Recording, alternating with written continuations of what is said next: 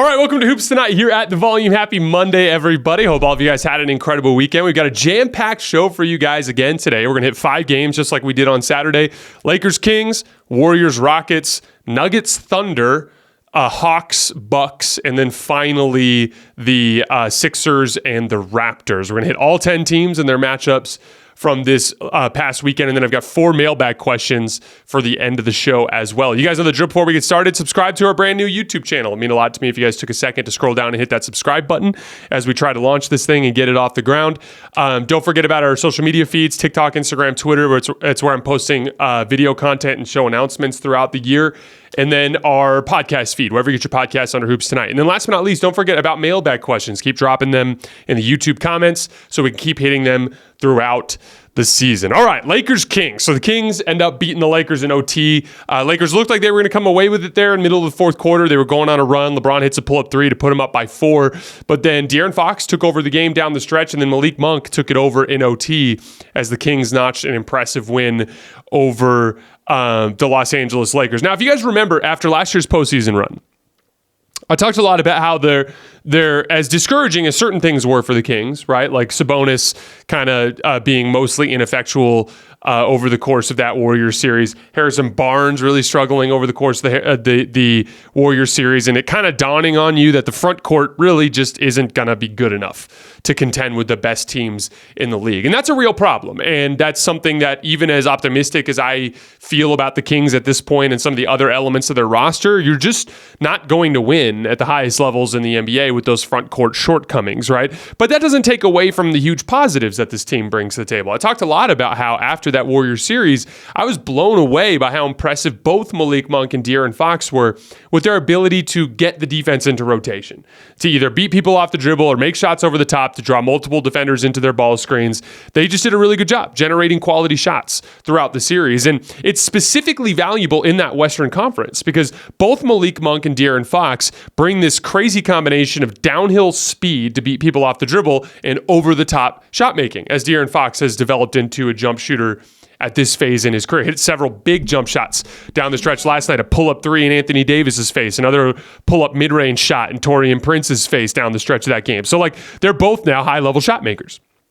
And in the Western Conference in particular, a lot of the teams at the top, as a matter of fact, I'll just put it plainly, all of the teams at the top of the conference that I consider to be championship contenders are bad perimeter defense teams.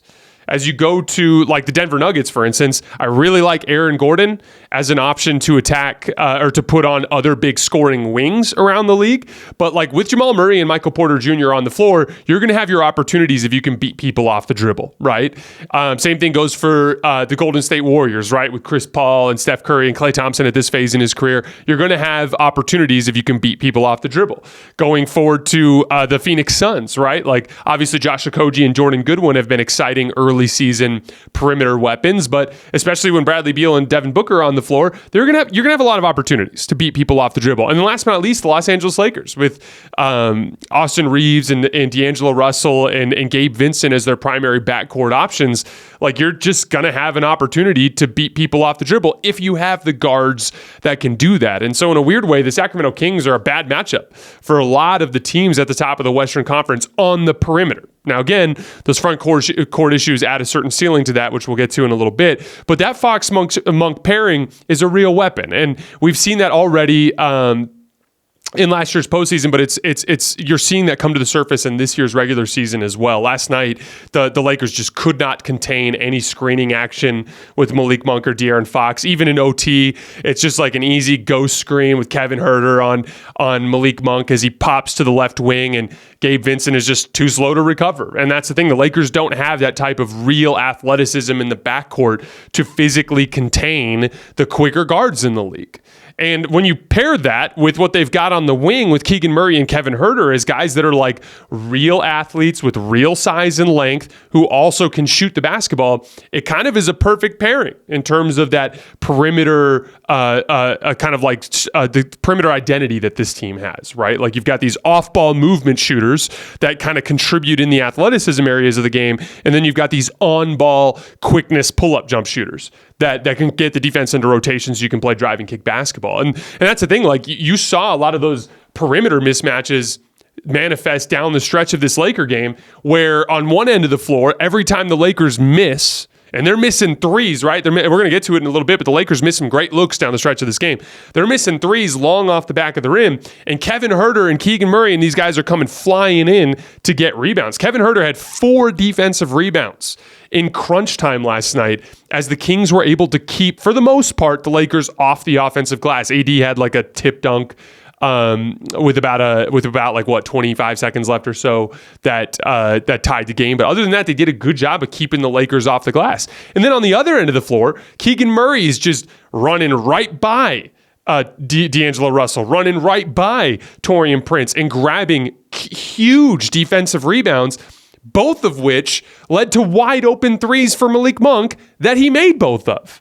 And so you're kind of seeing that, like, they have real speed and quickness advantages at the guard position, and then they have real length and athleticism on the wing to get long rebounds, to contest shots in rotation, to, on the offensive end, gather and tip out offensive rebounds. They just have a really good core of perimeter players. And again, like there's going to be some sort of limitation to them as a high-level playoff team as it comes down to their front court. But you have a real foundation there. And like, again, in the big picture, and I don't know what they're looking at, especially being that they just re-upped with Sabonis. But eventually, if you can imagine a universe where they get real rim protection into this system, they could be really, really good in the big picture. I thought they did a really nice job too of avoiding the Laker half-court defense whenever they could by pushing the ball in transition every single time they got a long rebound or a turnover or anything along those lines. I thought both Keegan Murray and Kevin Huerter did a nice job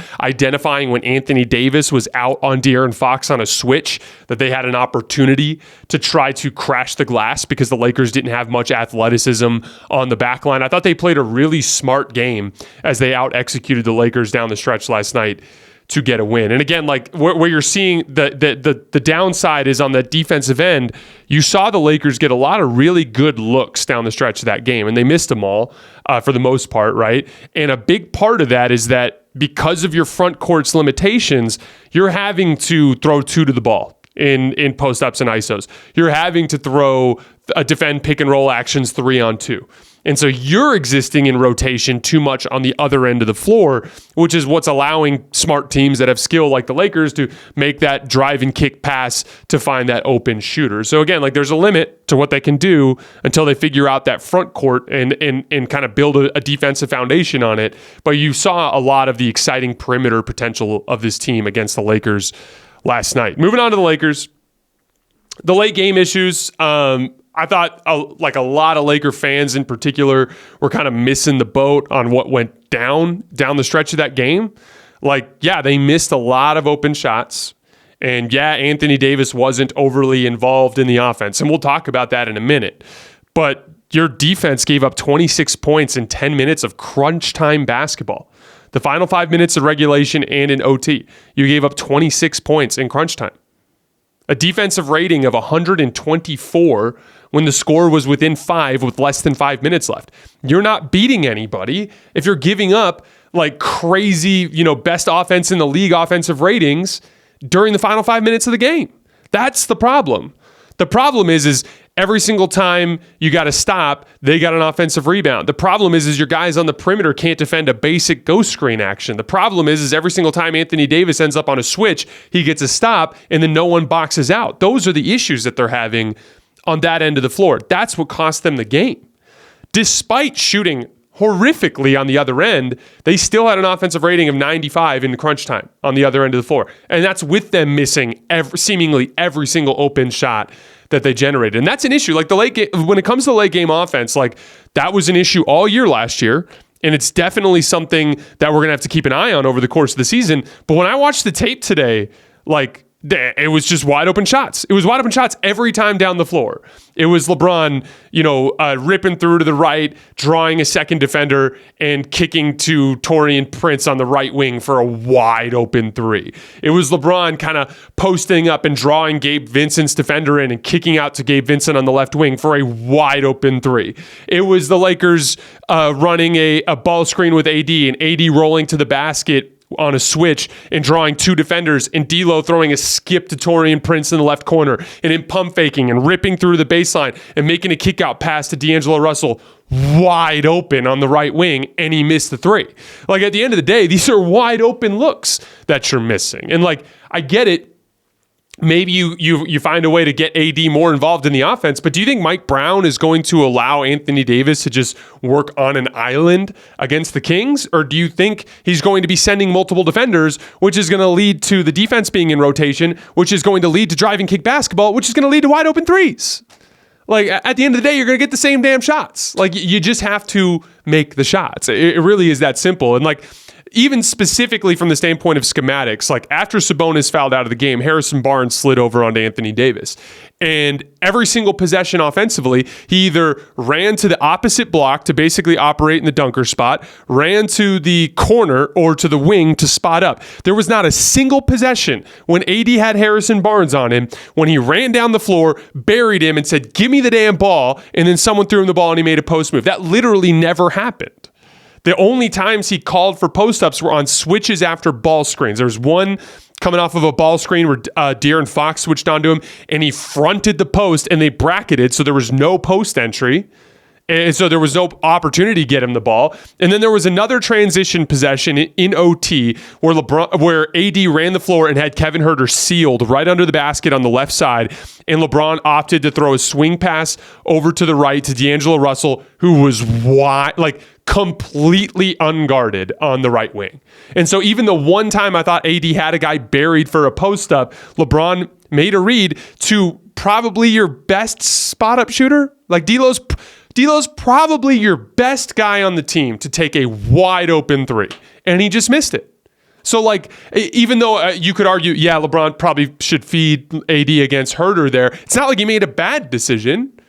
He just made a different decision for a shot that, like, is a great look for that team, right? And then, again, as I always say, I will defend AD to the bitter end. His impact goes far beyond what his offensive production is. I always point out the obvious reasons why he's different from the stars at the very top of the league and some areas of opportunity that he has. One of those is that half-court shot creation piece. But like, you have to account for what he does defensively. Anthony Davis's defensive impact extends so far beyond what you see on the box score. But the reality is like, there is basically no evidence in AD's career where you could just dump the ball to him and run the offense through him and it's going to go well. Like that's just not a thing. And I didn't see anything on tape that really screamed at me as like missed opportunities on that end, except for the fact that AD probably should have just buried Harrison Barnes a few times, which is on AD.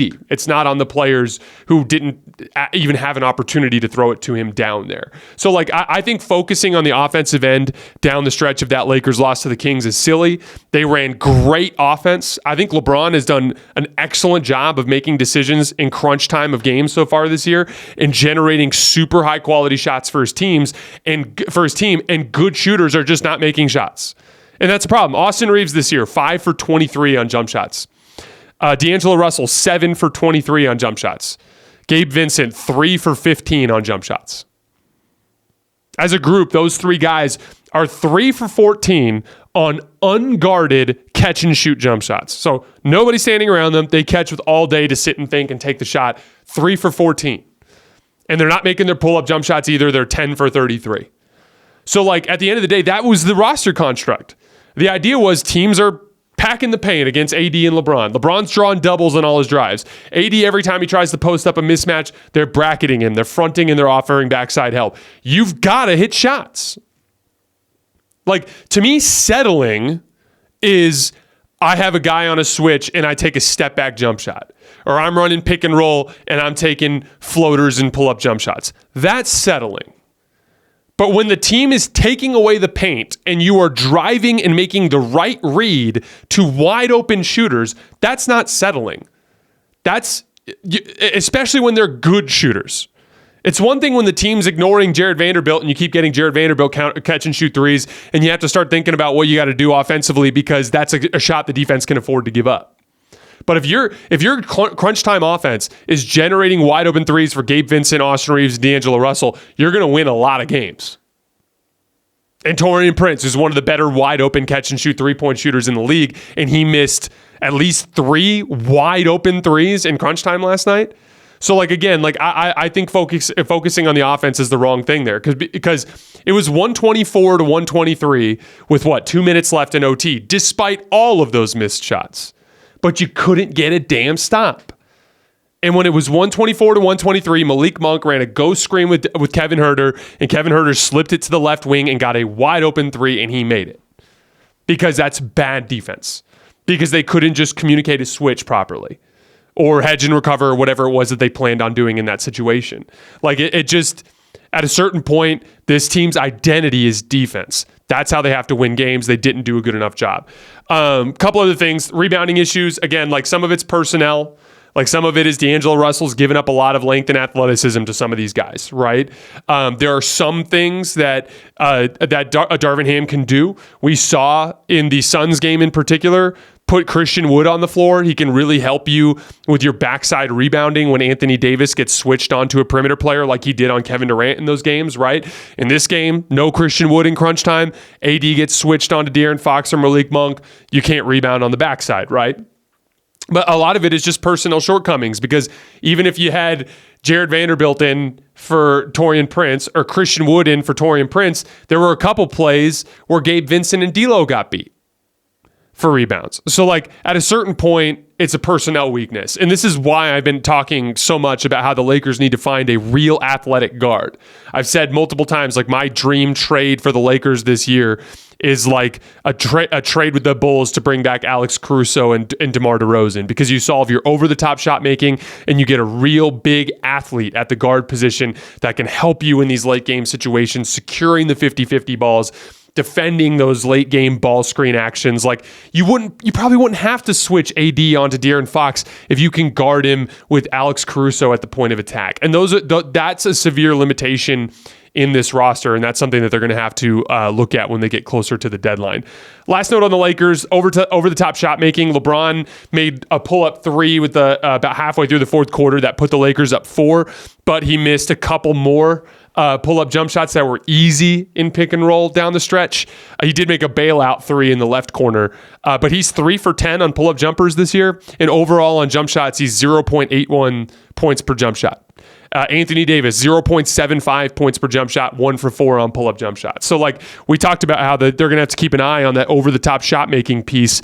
And so far, again, small sample size, 3 games, don't want to overreact to anything. But so far through 3 games, their stars still can't make shots. And unless they start making shots, that's going to be something that severely hinders them in the late rounds of the playoffs. Now, some of you guys out there are probably thinking, Jason said the Lakers are going to win a lot of regular season games. They're 1-2 right now. Sometimes teams lose 2 games in 3 tries. And the Lakers are not playing good basketball right now. D'Angelo Russell, Austin Reeves, Gabe Vincent, those guys are offensive skill guards. They're not athletic, dirty work guards who play defense, right? So if they're not making shots, their impact craters, and the Lakers are going to be a pretty inferior basketball team. But here's the thing.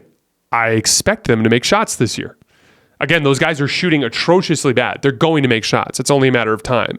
As a group, the whole team, the Anthony Davis and LeBron aren't playing well enough as half-court shot makers, right? Like overall, the team isn't defending well enough. Their offensive skill guards are not making any shots. As a team, they're just not playing well. But you play 82 games. And I think the Lakers are going to figure it out and play a lot better. And I still feel very strongly that they're going to win a lot of regular season games. They're just not playing well right now, which is a thing that happens over the course of the NBA regular season. All right, moving on to the Warriors and the Rockets. So the bench lineup carries them again. Steph Curry checks out, I think it was 18 to 15, about halfway through the first quarter, like mid-late first quarter.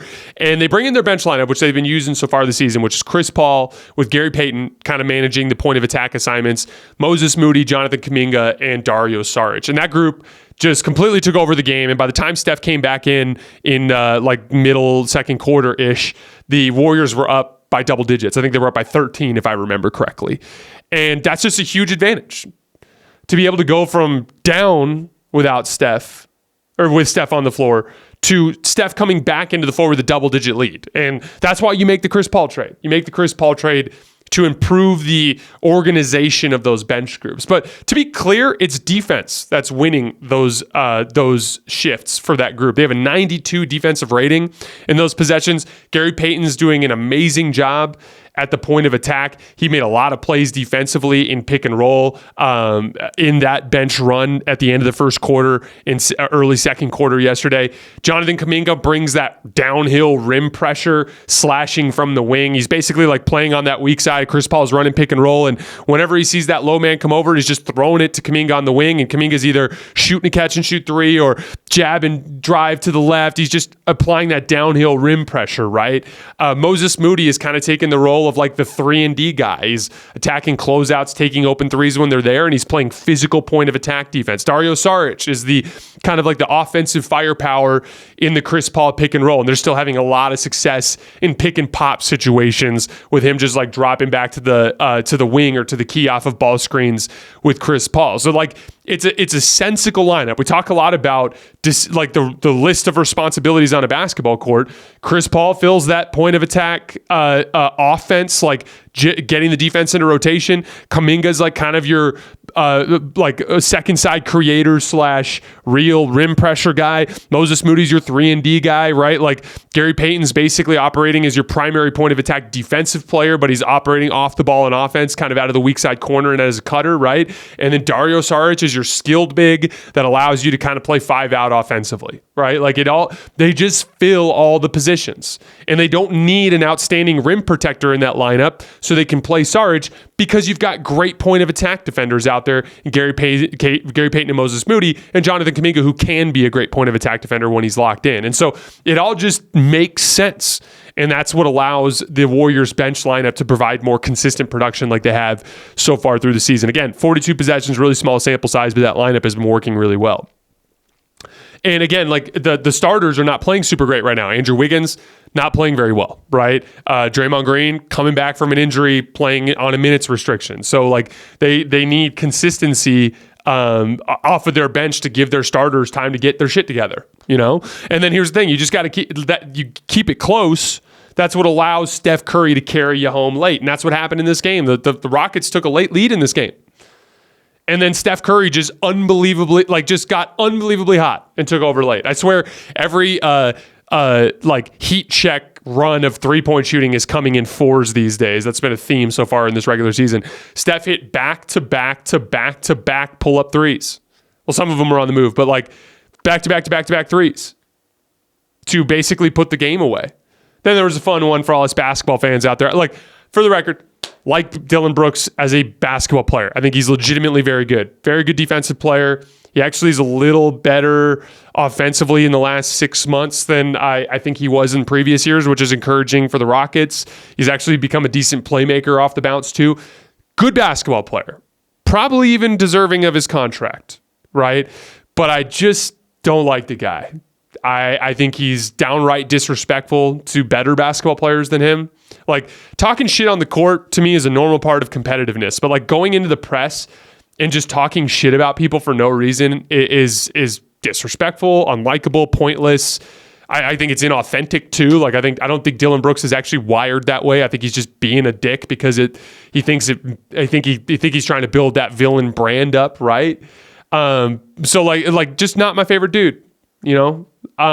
So like I'm always going to enjoy when Steph Curry has a moment at his expense. And I didn't even mention all the dirty player stuff. Like Dillon Brooks has actually hurt guys making dirty plays on the court. I'm just not a Dillon Brooks fan. But when Steph Curry hit him with like the behind the back crossover, back to the left and back behind the back again to the pump fake as Dillon Brooks goes flying by and hits a shot in his face and Steph is freaking out as he's running down the floor. Those are the things that I love about basketball.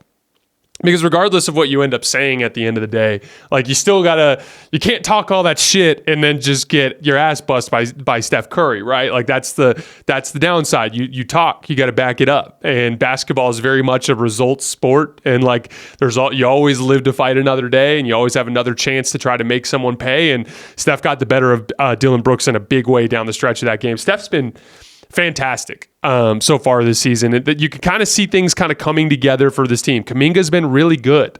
again yesterday, just making a higher level offensive plays than you're expecting him to make at this phase in his career. The bench fit that we went over is perfect. You're pairing that with the best starting lineup in the league last year, right? There's just a lot of stuff coming together for this team. Very small sample size. I'm not going to get too excited until we get about 20 games in.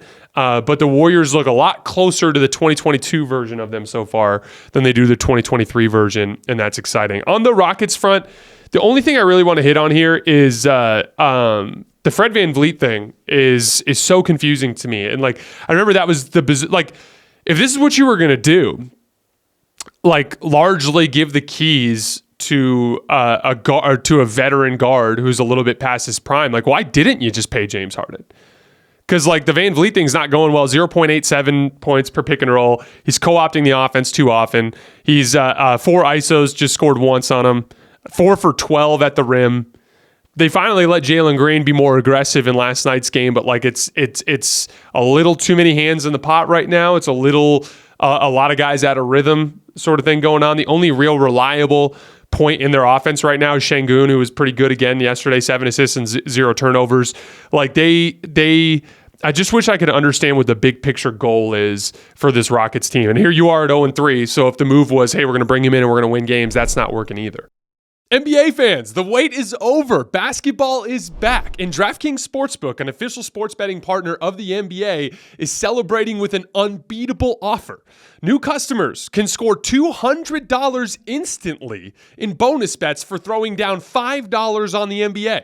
Win or lose, it doesn't matter. You'll start the season with an instant dub. And with DraftKings parlays, everyone's got a shot at an even bigger basketball win. String together multiple bets from the same game or build your parlay across multiple games for a shot at making your payday even sweeter. Basketball's more fun when you're in on the action. Download the DraftKings Sportsbook app now and use code HOOPS. That's HOOPS.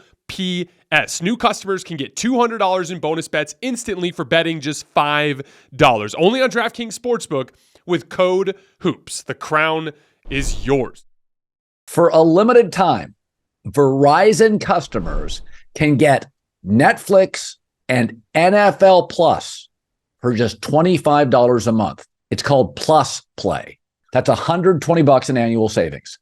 Plus Play is a platform where Verizon customers can shop, manage, and save on the subscriptions that you already love, right? Like Netflix and NFL Plus. With NFL Plus Premium, you get access to live games on mobile, my fave, NFL Red Zone, NFL Network, and more. Just go to Verizon.com/plusplay. Verizon.com/plusplay to save on Netflix and NFL Plus today for a limited time only now. Limited time only.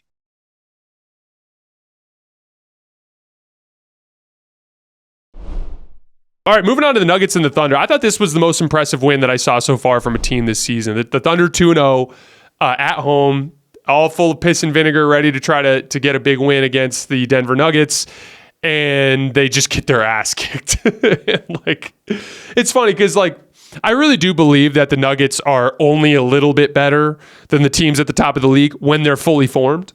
But you're seeing, like, the Lakers are working shit out with their rotation and their rhythm, and most of their guys aren't playing very well. Damian Lillard came into camp out of shape, and the Bucks look pretty bad here early on, right? Like, the Celtics are really good, but you know how it goes with the Celtics. You're always worried about them in the late rounds of the playoffs. Like, the Sixers are we're going to talk about them later, but they're kind of working some things out. Devin Booker and Bradley Beal are injured and not available to play. So it's like, right now, if the season ended today, the Nuggets are way better than the rest of the teams in the league. But I do think in the big picture, everyone's going to catch up to a certain extent. I don't think the Nuggets have that significant of a talent advantage. But the Nuggets are the best team in the league right now, and it's not particularly close. And they just have like an inevitability to what they do offensively. Nikola Jokic just burying Chet Holmgren under the basket a few times early in the game just to show him, like, hey, you literally cannot guard me down here, right? Like, they can punish mismatches elsewhere on the floor. We saw Aaron Gordon do it in the post a bunch of times already this season. We've seen Jamal Murray more in the postseason last year, but we know he can do that too. And then one of the things that was really impressive to me about the Thunder were they were throwing pretty aggressive coverages at the two-man game that the Nuggets were running. And the Nuggets are just so good at countering your counters, right? And so, like, you can kind of see, like, the Thunder, every single time there'd be, like, a ball screen on the right side of the floor.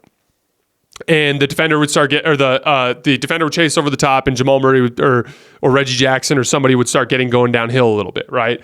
And you would see the classic defensive rotation take place. So like you got, let's call it, a shooter in the corner and a shooter on the wing, and like you'll literally see the Thunder players rotate, so the guy guarding the guy in the corner will come over underneath the basket to basically guard the pick and roll 3-on-2. And then the guy guarding the wing will drop to the corner to take away that skip pass and pick and roll. And like the Nuggets are just like, oh, like this is easy. We're just going to stash an athlete on the left wing every single time and have him cut down the lane. And you've seen that be KCP a lot with the starters, but in the bench group, you're seeing Peyton Watson have a lot of success with that. He's gotten really good at just identifying as soon as his man drops down to essentially replace the low man who comes over and pick and roll, Peyton Watson's just cutting to the basket.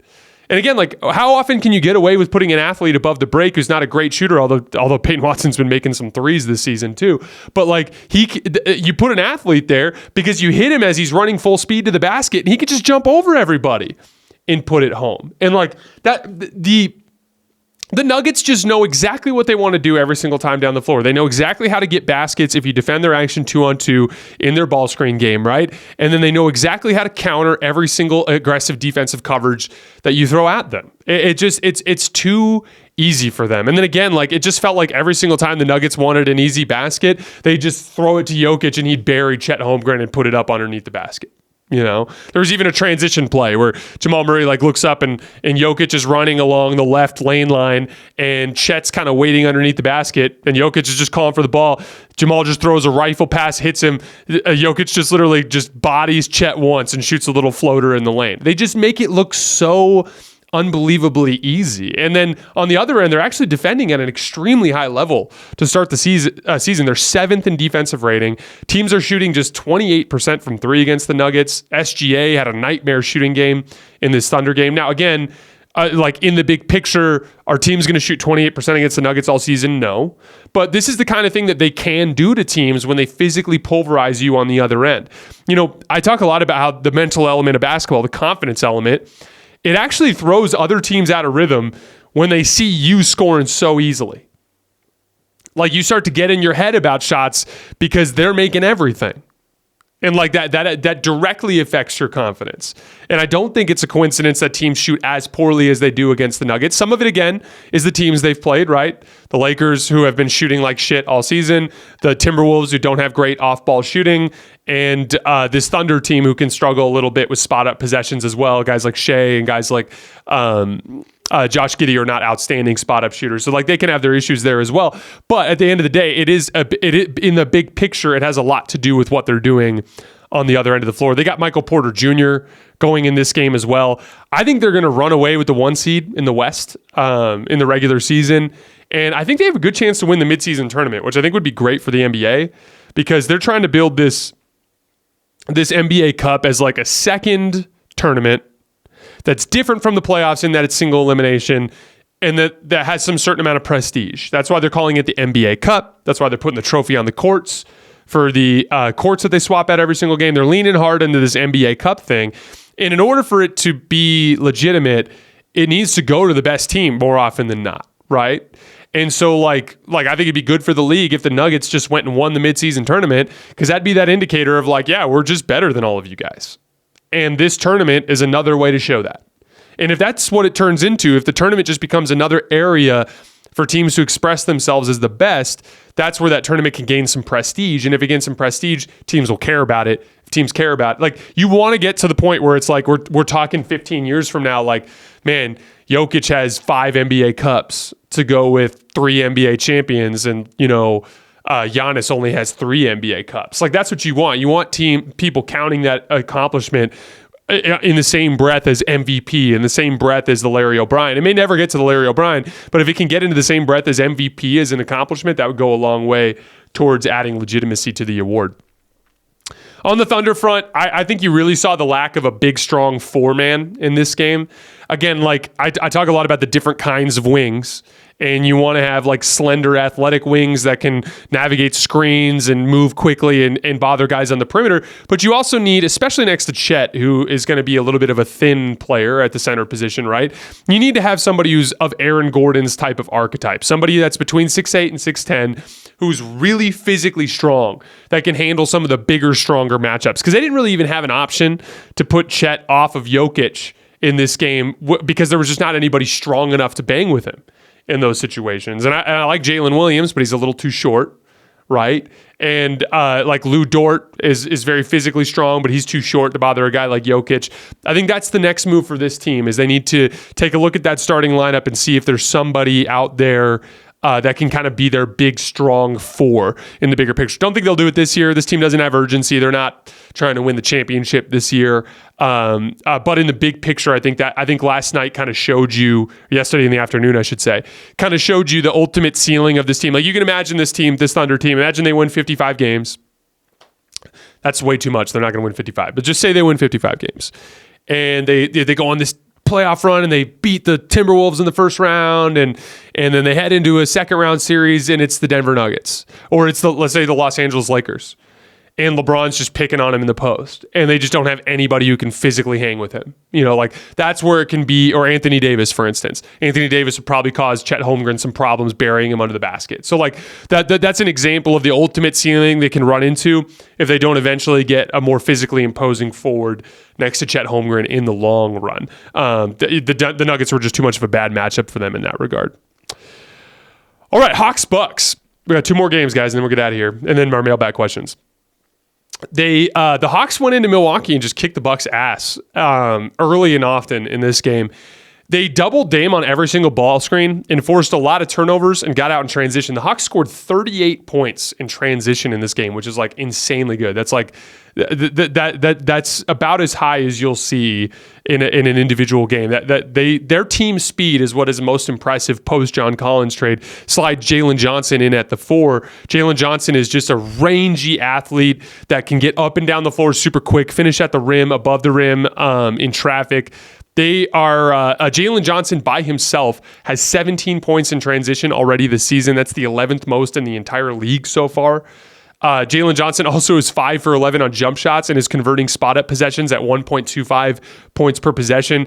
It was funny. We talked before the season about whether or not it was going to be Sadiq Bey in that starting spot, but Jalen Johnson's doing a really nice job there. And he's making plays on defense. He's got a block and a steal in every single game so far this year. I think as a team, and you saw this, they didn't defend well in their first two games this year, but you kind of saw what they're capable of defensively in this game when they're really aggressive on the perimeter, because like they forced a lot of turnovers and got out and running, and they just looked like they had arms everywhere. And that's what can happen with this lineup. When you've got DeJounte Murray, when you've got Jalen Johnson, when you've got DeAndre Hunter, when you've got Sadiq Bey, you've got athletes that can make plays on the perimeter. And so, especially when you partner that with a pretty solid rim protector in Clint Capella, this team is capable of being much better defensively than they have been. And they have not been good defensively in the big picture this season. But in that first half in particular against the Bucks, I thought they were really impressive defensively. And I think that's replicable if they take that on as an identity. And again, you got to look at it in the big picture too, because offensively, they're not where they need to be, right? Like they're 10th in offense. But that's despite both Trae Young and DeJounte Murray playing horribly to start the season. DeJounte Murray's below 40% from the field. Trae Young's below 30% from the field. Trae Young is 7 for 21 on pull-up jump shots and 1 for 11 at the rim. Now, everybody else in the lineup is actually playing really well and making shots.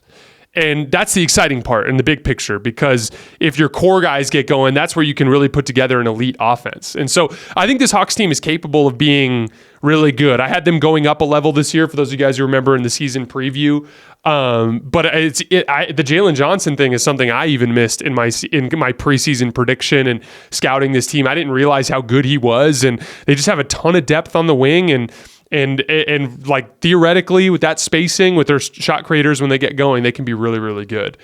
On the Bucks front, they look like a team that doesn't even practice. And again, I know they do, but they just look really sloppy on both ends of the floor right now. On offense, they had no idea what to do when Dame was getting trapped. And a lot of it was on Dame. Dame's just not playing well. He was turning it over against the blitz, just throwing it into passing lanes and throwing it, not even getting it over the guy who's blitzing him. And some of that's like not even about the schematic side of things. Like if Dame can't actually get the pass off in a trap, which he's been doing his entire career in Portland, that's obviously going to bite you in the butt before you can even get started, right? So like I'm not particularly concerned in the big picture. They're just playing shitty right now on both ends of the floor. Dame can't hit a shot. He came into camp out of shape, clearly. Is not even getting the ball over the front of the rim on most of these shot attempts. And a lot of their offensive approach just doesn't make any sense. There was a stretch in the first quarter where Giannis took a turnaround fadeaway in the post and missed it right after missing a free throw. And he's been shooting free throws like shit so far this season, so his jumper's clearly not there. Then Dame goes down in the very next possession and shoots a pull-up 30-foot three in transition and barely grazes the side of the rim. And then the very next possession, Giannis dribbles up and just takes a three from above the break and misses it, bricks it. And I'm like, what are you guys doing? like this doesn't have to be that complicated. Just get your 4-out-1 in spacing, have Giannis come set a ball screen, and have Dame throw the ball to Giannis rolling hard downhill against the blitz. Like a lot of this is just they don't look like a team who knows how they want to play right now. And then on the defensive end, the rotations have been really shitty so far, which is surprising, especially from the backline guys. Like there were 2 possessions in the first quarter in particular where Trae Young and DeJounte Murray were able to feed to guys directly under the basket for dunks because Giannis was leaving the paint to rotate somewhere else and no one rotated on Giannis's behalf to underneath the basket. Like they just, again, we talked about this before the season. I'm a huge believer in the Bucks' ultimate playoff ceiling. But I said, I think they're going to go down a level in the regular season. And I said, don't be surprised if there's a huge gap between them and the Celtics and if they end up being a middle of the pack team in the regular season. And I really do think that's a possible outcome here because they're just really far right now from where they need to be a good basketball team. In the big picture, it's going to be fine. There's too much talent there. Chris Middleton missed this game. Chris Middleton obviously improves your ability to play off of Dame double teams. In general, the Dame Giannis pick and roll is going to gain a lot more traction as the season progresses. Dame eventually is going to start making shots. I promise you he will. So like everything's going to be fine, but we can't really judge the Bucks right now because they kind of like what I was saying about the Lakers, they're just playing shitty basketball right now. And when a team's playing shitty basketball, try not to overthink it. Try to understand that like we're looking at 30 NBA teams that are all on various levels of progress from like what they could be and where they are. And like there are teams like the Nuggets who like know exactly what they are and they're already playing at their individual standard. Like the Nuggets right now are playing like a championship team, right? And then you've got teams towards the bottom where it's like Bucks still trying to figure out what they want to do, right? The Lakers still playing well below what they're capable of doing. And then you have teams that are kind of like up in the middle, right? Like the Warriors are kind of one of those teams that like they look like they're a little further along in where they want to be compared to some other teams around the league, right? Sacramento Kings right now look a little bit further along than some of the other teams and what they want to be. We all are kind of evaluating these teams on this sliding scale, but this top piece here is the only one that really matters, right? Because like this Bucks team right now, if you put them in a playoff series against the Miami Heat, they'd probably lose, right? Just like they did last year. But I mean, they'd probably lose if they started a season even with a series, even with Dame right now. They're just not ready. But we're talking about who's going to be the best basketball team in the middle of April, not in the middle of October. And so it's not crisis mode, but this team looks really far away. And Bucks fans, be prepared. They could lose a lot of regular season games in the meantime while they're sorting this stuff out. And it could be a little closer to like the Warriors last year, where like they're scrounging away at the bottom of the playoffs, top of the play-in tournament type of area of the bracket if they're not careful. All right, moving on to Sixers-Raptors. So the Sixers blew out the Blazers last night, but I want to focus on this Raptors game because I thought it was a little bit more interesting of a game. They trailed by double digits at 4 different points in the first half. The Raptors were putting a hellacious defensive effort on them, getting out in transition a lot, which can be an issue for the Sixers if you guys remember. But right about 2.5 minutes left in the first half, the Tyrese Maxey, Joel Embiid 2-man game started to click. And this is the upside of James Harden's absence. Like, you want to get a look within this season, this version of Tyrese Maxey, what he looks like as your top perimeter option in the event that you have to flip James Harden for role players, which is a very distinct possibility under the circumstances, right? And so far, through 3 games, Maxey's averaging 30 points, 7 rebounds, 6 assists on 69% true shooting. He's shooting 71% in effective field goal percentage on jump shots. Tyrese looks incredible. Now, again, it's 3-game sample size. You want to see more, but like this is what he's capable of. He already was one of the best shooters in the league. Like Tyrese Maxey is flat out one of the best jump shooters in the league now. He was last year, and he's shooting guns blazing to start this year.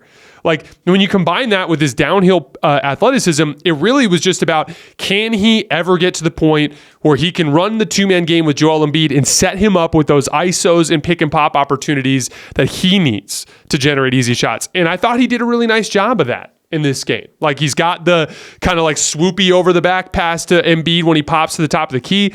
He's got that little pocket pass to Embiid, and he's got the timing down now where he knows the proper time to get it to him so that he actually gets a decent look there.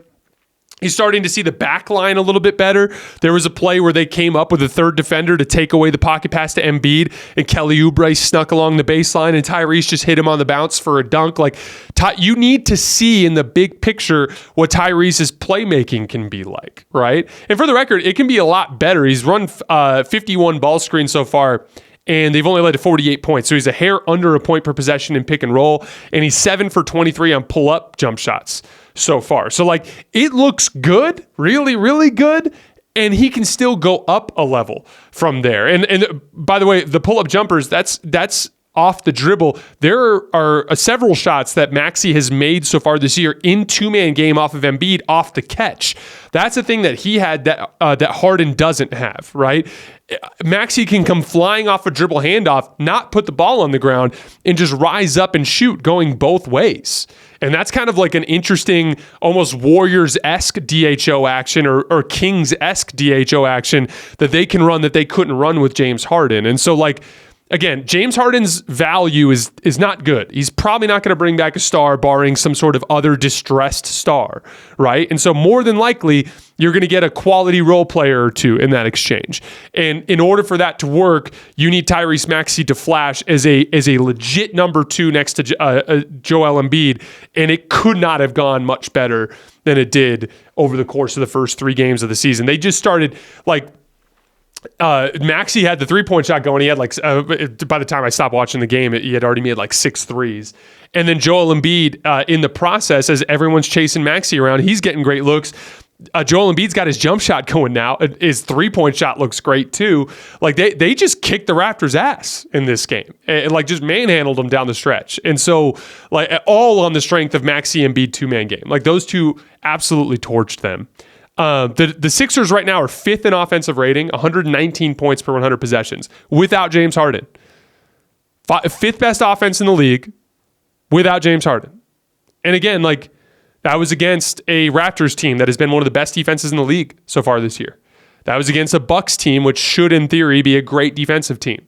The Blazers are the only kind of cupcake in that group, right? That's not a slouch. The defense isn't where it needs to be, but it's a transition issue. The Sixers are allowing just 90 points per 100 half-court possessions. Embiid's rim protection has been excellent, but they can still get a lot better. They're still having some issues with like Maxey getting switched and then trying to scram him out of switches, but they're not rotating in time. So there were a couple plays against the Raptors where like Maxey would leave his man to scram out of a switch, but then they would just make the feed and he'd score to the guy Maxey was guarding because they didn't rotate fast enough. So like they've got some stuff to work out with their half-court defense, but for the most part, they've been pretty good. It's the transition defense that's continued to kill them. On the Raptors front, defense looks great. They're 5th in defensive rating so far. Scotty Barnes and OG Anunoby are combining to average 4.5 blocks and 2.7 steals per game. They're doing a really nice job getting out in transition off their defense. They're 3rd in fast break points per 100 possessions. 26 points per game in transition, according to Synergy. That's 7th most in the NBA. And they're really efficient in those situations. 1.3 points per transition shot attempt, which is 5th in the NBA. But their half-court offense is absolutely atrocious. They are scoring just 78 points per 100 half-court possessions. That is dead last in the NBA. And they are the only team in the NBA right now with a half-court offensive rating below 80. So, and we kind of called this before the season. I told you guys I saw the Raptors as the worst backcourt in the NBA. and that's how you get defenses into rotation, right? And so you've got a bad backcourt, in my opinion, combined with a front court full of athletic players that have a lot of defensive potential and are somewhat raw offensively, right? Guys like OG Anunoby, guys like Scotty Barnes, guys like Pascal Siakam. Like, you're just going to struggle to score in the half court with that group, and they really, really have. Like, I love Dennis Schroeder. Great point of attack defender, can generate rim pressure. Gary Trent Jr. is a really interesting player. Can run dribble handoffs and ball screens, can hit pull-up jump shots and floaters. They are they're both okay players. But if you're going to have a backcourt without stars, you better have like a bona fide half-court surgeon in the front court, and they just don't. And so they don't have any high-end half-court shot creators on this team, and they're just really going to struggle to score until they address that. I mean, they're another team where you're like, why don't you guys go after someone like James Harden to just try to bring some sort of higher-level half-court shot creation to the situation, especially when you have a defense that's that good. When you've got that defense and the ability to get out in transition, if you give them a reasonable ability to score in the half court, they can win a lot of games. All right, let's move on to our mailbag. I've got 4 questions for you guys today. First one, how many games do you think is enough of a sample size to say a player has made real improvement in a given area? For example, shooting, playmaking, defense. I've seen only 2 games from Luka, but he looks like a totally different player on the defensive end compared to previous seasons. I want to make sure I temper my expectations adequately. So when it comes to skill things like the ability to handle, pass, shoot, I would say like at least 20 games, but really it could even extend to seasons because guys can have a hot shooting season and then not shoot well after that, right? But around, like we've seen 20 game samples where, you know, Anthony Davis, for instance, in the bubble, just makes a ton of jump shots and then he can't shoot anymore, right? So, like, it's tough to say when it comes to skill stuff if it's not clearly apparent over several seasons that a guy has become reliable in some specific area. But right around 20 games is at least an opportunity to be encouraged. So, like, there's a player that's not shooting well, and then he has a 20-game stretch where he shoots 42% from 3. That's at least a reason to be excited about him potentially progressing in that direction. On the defense and rebounding front, it's really like you can physically do it or you can't. And that's the thing with this Luka stuff. Like, Luka's always been capable of being an average team defender. Like, he's always been capable of that. But, like, he was really bad defensively last season. Like, downright atrocious down the stretch. I had a lot of Mavericks fans, again, being like, oh, you ranked Luka Doncic 10th. Yeah, but I told you in a vacuum, I think he's the 4th best player in the world. That 10th ranking was based on his performance from last season, which was not good. Like, that's just the reality. My player rankings are more of like an award ceremony based on the actual basketball that took place. I know what Luka's capable of. Love Luka. Think he can be the best player in the world. Think he is the 4th best player in the world in a vacuum. But he has to play team defense. He has to take care of the basketball. He has to box. Boxing out was a huge problem for him last year. Just wouldn't do it on a lot of possessions. So, like, again, you either can do it or you can't. Luka always has been able to. It's just been a question of whether or not he will do it. Next one. Roughly how many games does it take for you to gauge the process of a rebuilding team? I'm a Pistons fan and loving the changes Monty has made to our play style. And of course, Cade coming back with a vengeance. We should have beaten Miami if not for the daily 5 stupid turnovers per game, but Monty has emphasized physicality, rebounding, and defense combined with more ball movement, less standing around off ball.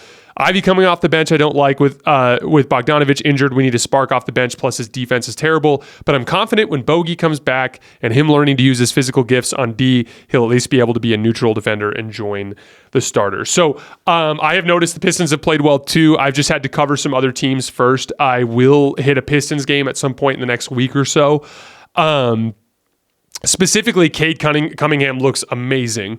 And that's that like big playmaking guard, right? Like he's technically a guard, but he kind of has the body of a forward. And that gives you that ability to put defenders in jail easily, to score around the paint efficiently, to be the size to be able to see over the top of the defense and make the passes. And he's made enough pull-up jump shots, which is obviously a monumentally important part of that side of the ball, right? The thing, Ivy is one of my favorite young players in the league. You guys know ever since Summer League 2 years ago, I've been super high on him. It's just a weird roster for him in a lot of ways, obviously, because he's coming off the bench now. They're running 2 big lineups. You think of a situation where like Ivy with the starters wouldn't make a ton of sense anyway because he's a slasher, and you're putting him alongside two bigs, Jalen Duren, who obviously operates inside. You got Isaiah Stewart taking a lot of threes, but he's obviously not going to be a guy that teams guard out there, right? Asar Thompson, who's flashing huge perimeter defense potential, which is super exciting, but like he's a non-shooter in most cases right now, not being guarded as a shooter. And so like it actually makes a lot of sense to have Ivy come off the bench with this particular group. But as far as like the Pistons in the big picture, and we'll talk about them when I cover them later this week, but I would look at them like the same way we looked at the Magic last year. What you're looking for is like these 5-6 game spurts where, because young players struggle to replicate what makes them successful. So like you're not going to get them just overnight becoming a 50-win team, right? But what you're looking for is 5-6 game stretches where they look like a really good team, right? And that was what we got from the Magic last year. They were out of the playoffs. What did they win? 35 games or whatever it was. But they had like this random stretch where it's like, whoa, they won 6 games in a row and they beat the Celtics twice. Like clearly they're capable of doing more, like, oh, they won 8 out of 10 games. Like this looks like a really good team in terms of potential. That's what you're looking for. And so just kind of look for little 2-week stretches where the Pistons beat a couple quality teams and go 4-2. Those are the times to be excited about what the potential can be in the bigger picture. All right, next question. Jason, I'm a recent subscriber, so bear with me, but have you ever tried going pro? If so, what happened? Your knowledge of the game of basketball has made me look at basketball completely differently. Thank you for the kind words, by the way. I've told the story on the show before, but I'll tell it again for people who haven't heard it. So, like, I just wasn't a very good basketball player when I was in college. I was good enough to get my school paid for, and I did little things well, right? Like, I could score at the JUCO level and put up big numbers there as a scorer. And I always was a very good rebounder. But then when I went to play at the NAIA level, which is more organized, it kind of exposed me for being a limited offensive player, just with the ability to navigate really good defenses. And so I basically just guarded the other team's best player and took spot up threes. And so I was a good athlete. I could defend and I could rebound. That was really all. And I was a streaky shooter. That's what I was in high school. And so I wasn't good enough to play pro right out of high school. So I just went to work. And then I was a late bloomer. I didn't start playing basketball until I was like halfway through high school. So I rapidly escalated post-college. Like I literally couldn't dribble or shoot when I was in college. And then like suddenly little by little became a good shooter. Little by little became a good ball handler. Then I like learned how to play with the ball in my hands. And like now I play as like this big like playmaking forward who operates as like the guy with the ball in his hands who's making every decision and can score and can pass and do those sorts of things. Like I just wasn't that player when I was in college.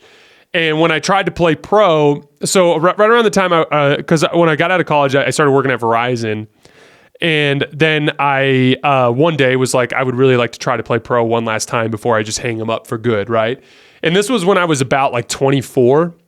And I was definitely better than I was in college, but I still wasn't very good. And I didn't have the statistical evidence to be able to go get a contract easily for real money. I could only do it for like small amounts of money. So like I'd get these offers to like go play in a lower level league in France for $200 a week. I had like 2 or 3 offers like that. I had one where like a professional team in Brazil was like, we'll pay your room and board if you come down here and play. And like, I was already making money in the States, like a lot more than that.